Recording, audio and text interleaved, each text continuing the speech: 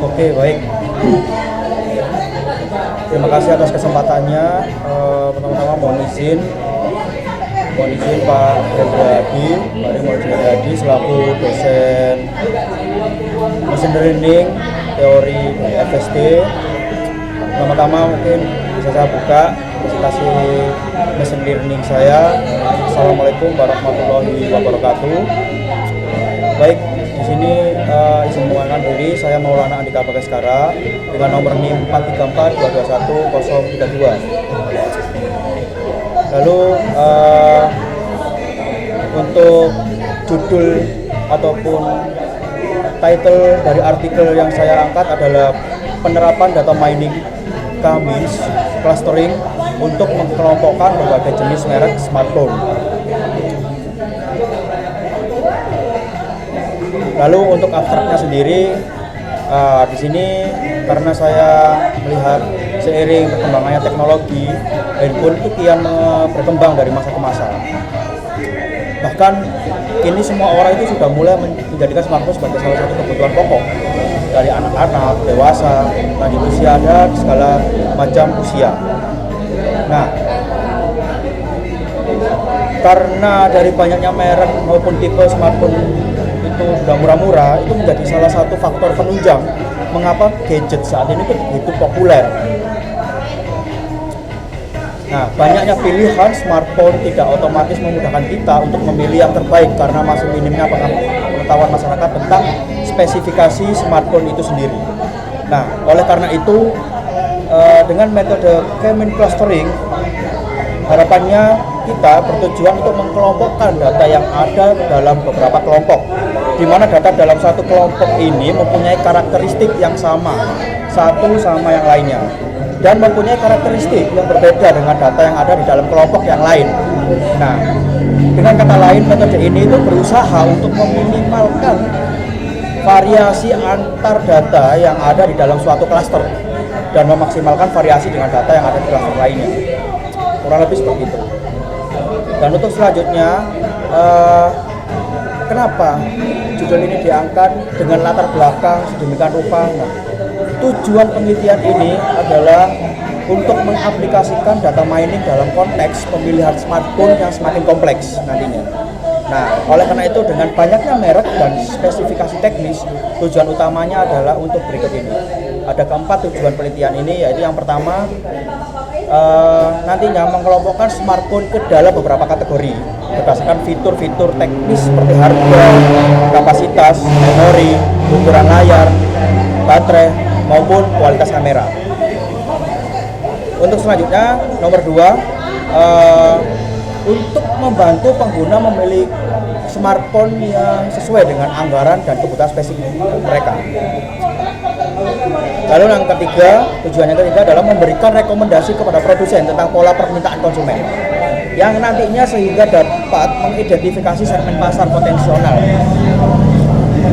Lalu yang terakhir, tujuan nomor 4 yaitu menghasilkan insight berdasarkan analisis data yang menunjukkan tren pasar smartphone melalui clustering.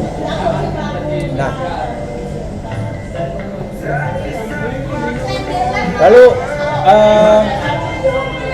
dari dataset yang kita riset, yang kita baca, nah dataset yang digunakan dalam penelitian ini tuh mengandung beberapa atribut kunci yang umumnya dianggap penting dalam memilih smartphone. Nah, ada harga, memori internal, kapasitas baterai, ukuran layar, maupun resolusi kamera. Yang mana ini semua itu nantinya bisa dikompilasi dan bisa menjadi pengelompokan variatif secara kompleks. Kurang lebihnya seperti itu. Nah, di sini sudah saya cantumkan link dari dataset yang saya cari, yang saya riset, yaitu saya ambil dari website Kaggle untuk mencari dataset smartphone. Untuk selanjutnya, di metode penelitian apa yang kita bawahi dari jurnal atau artikel yang kita angkat ini. Nah, metode kami sendiri digunakan untuk mengelompokkan data smartphone seperti yang saya katakan kembali Mungkin berikut adalah rincian proses penerapannya. Ada 4 proses metode penelitiannya. Yang pertama adalah processing data, yang kedua ada pemilihan jumlah klaster, yang ketiga ada algoritma kamis, lalu yang terakhir ada evaluasi clustering. Nah, untuk pre-processing data sendiri itu nantinya kita melakukan transformasi pada dataset seperti normalisasi fitur agar nilai setiap atribut berada dalam skala yang serupa. Nah, ini tuh penting karena kamis itu menggunakan jarak Euclidean sehingga perbedaan skala akan mempengaruhi hasil clustering. Gitu.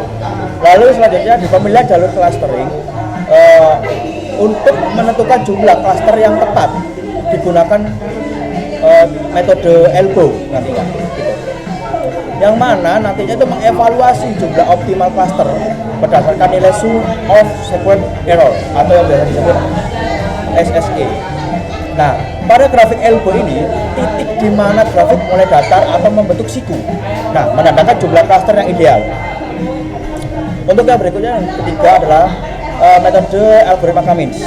Nah, ada 4 tahapan dari algoritma Cummins ini nantinya bekerja. Yang pertama adalah nantinya menginisialisasi sentering awal secara acak. Lalu setelah langkah pertama selesai, nah setiap data kemudian dikelompokkan ke klaster berdasarkan jarak yang terdekat dengan centroid. Gitu. Setelah data dikelompokkan dengan klaster, centroid tersebut diperbarui dengan menghitung rata-rata posisi setiap data dalam klaster.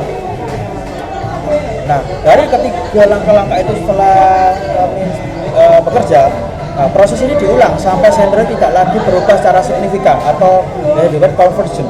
Begitu. Untuk yang terakhir adalah tidak lupa kita evaluasi hasil clustering. Nah, setelah cluster terbentuk semuanya, dilakukan analisis untuk mengevaluasi apakah cluster yang terbentuk memang relevan dengan pola yang diharapkan. Nah, evaluasi ini bisa dilakukan dengan menggunakan silhouette score atau dengan melihat distribusi data setiap cluster. Untuk selanjutnya di kode Python saya sendiri kita memakai kode Python demikian.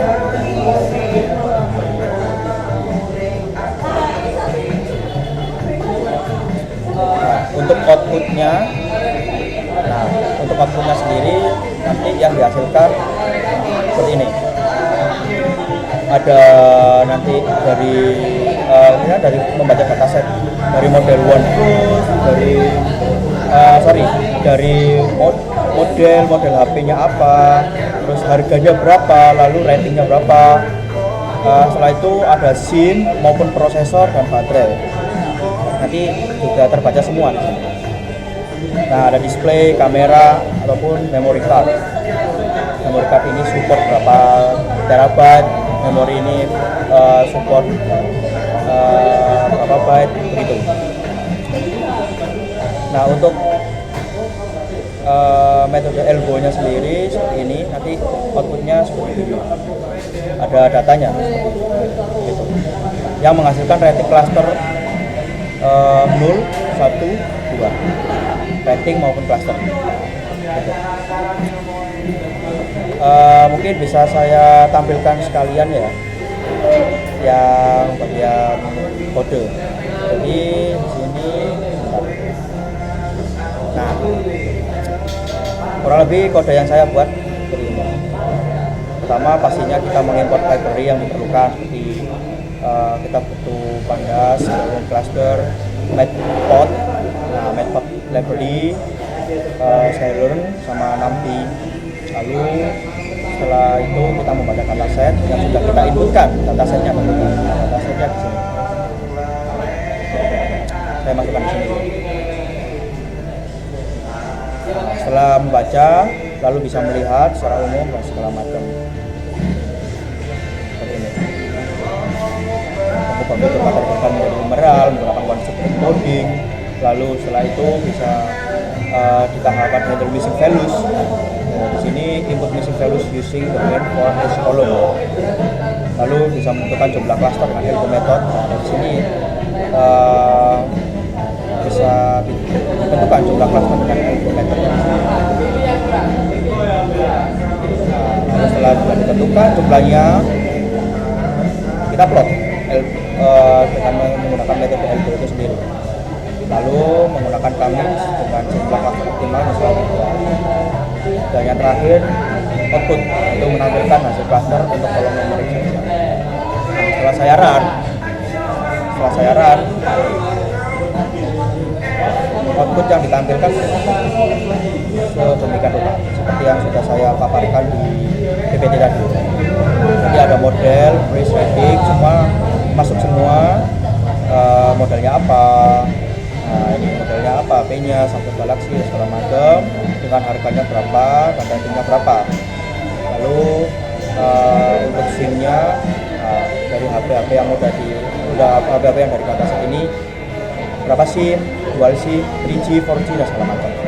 Lalu prosesnya menggunakan apa, baterainya berapa mAh, displaynya berapa megapiksel, kameranya berapa megapiksel, untuk kamera dan segala macam, dan memori cardnya support atau tidak. Kalau support berapa sampai berapa terabyte. Nah, gitu. Lalu setelah semua data ini sudah terbaca,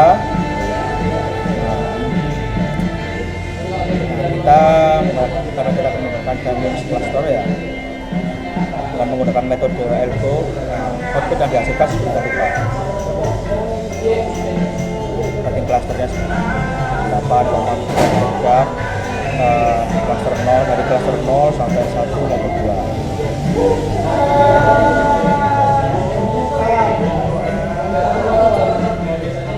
Nah,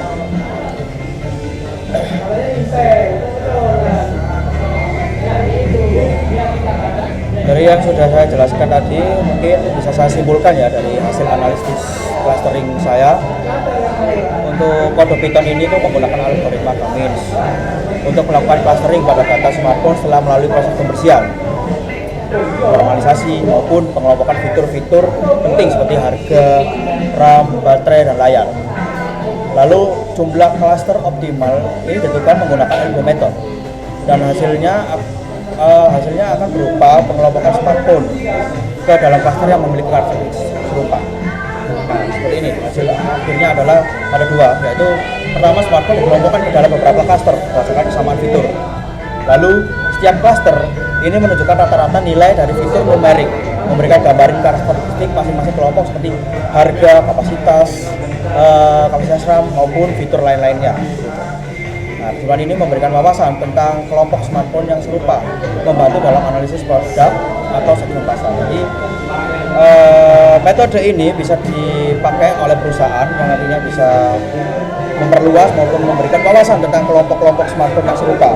Jadi nantinya sebelum sampai ke klien, jadi klien nanti tidak bingung.